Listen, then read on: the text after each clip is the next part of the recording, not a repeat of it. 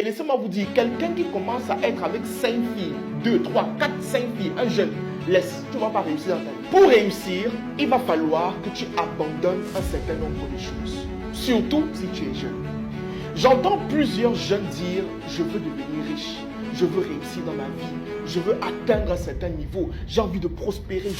Mais vous devez comprendre que tout objectif qu'on se fixe doit être suivi d'un sacrifice. Note ça quelque part. Il y a un certain nombre de choses que tu ne pourras jamais atteindre si tu ne décides pas et si tu ne prends pas l'engagement dès aujourd'hui d'abandonner. Et dans cette vidéo, je vais te donner 4 éléments.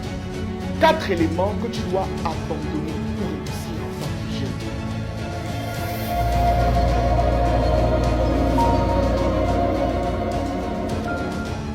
J'ai abordé une thématique que je sais est extrêmement importante et qui va changer la vie de quelqu'un. Si tu regardes cette vidéo, je peux te garantir que cette vidéo va changer ta vie.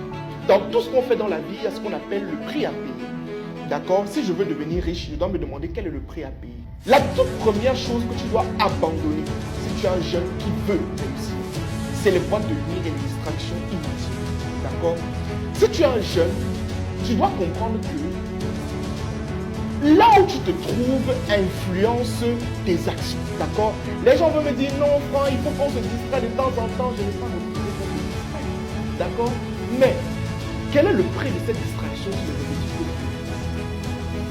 Quel est l'impact de cette distraction que tu mets sur les objectifs que tu veux? Du moins, je vais te poser une autre question.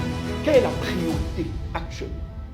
Je ne dis pas qu'il ne faudrait pas se distraire parce que moi-même, je me distrais des fois. Il y a des fois où je peux m'asseoir avec des amis. Et bon, le problème, c'est qu'à un moment donné, même dans nos distractions, on parle business. C'est ça aussi le problème. Vous comprenez? Mais pour moi, c'est une forme de distraction. Ça veut dire qu'avec mes collègues au bureau, on peut s'asseoir parfois, on se dit, ah, on rigole et tout et tout. Ou on s'assoit, on mange, on boit un pot et tout. Ensemble, on discute et tout. Pour moi, c'est de la distraction. Mais est-ce que c'est nécessaire d'aller dans la boîte de nuit, dormir la nuit, être sous, se réveiller le matin avec la gueule de bois et tout? Est-ce que c'est nécessaire? Question. Deuxième chose, c'est le vagabondage sexuel. D'accord?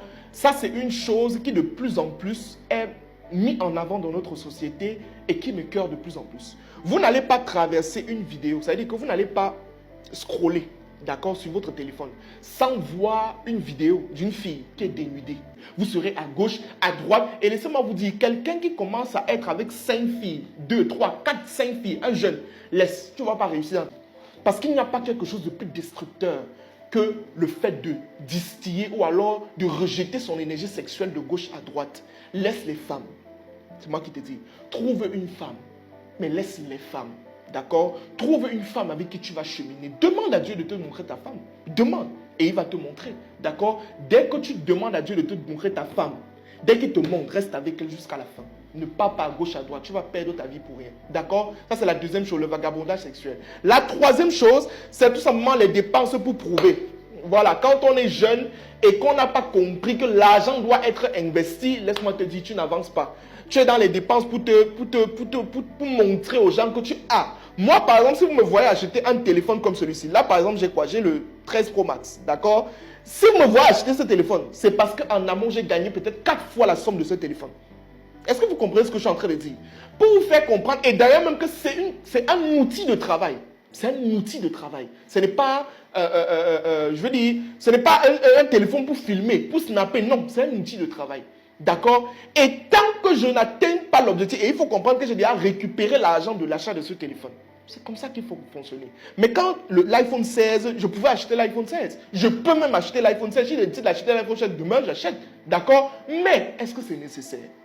C'est pourquoi que j'achète, c'est pour prouver aux gens où ça m'aide vraiment. C'est la question. Et si tu es un jeune qui ne comprend pas, commence par se poser ce genre de questions, tu vas échouer lamentablement.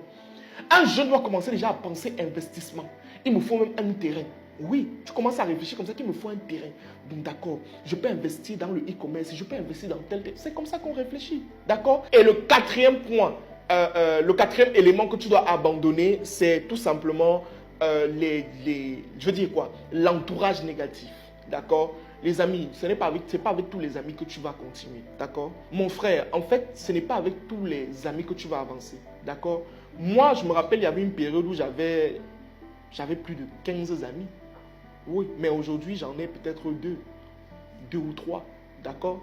Pourquoi? Parce qu'en fait, on avance et quand mes objectifs ne sont plus en accord avec ce que quelqu'un fait, honnêtement, ce n'est plus comment Dieu, il ne me sert plus à rien. C'est triste de dire ça, c'est un peu cru, n'est-ce pas? Mais il faut le dire comme ça. Liste les amis qui ne te servent à rien. Tu les mets de côté.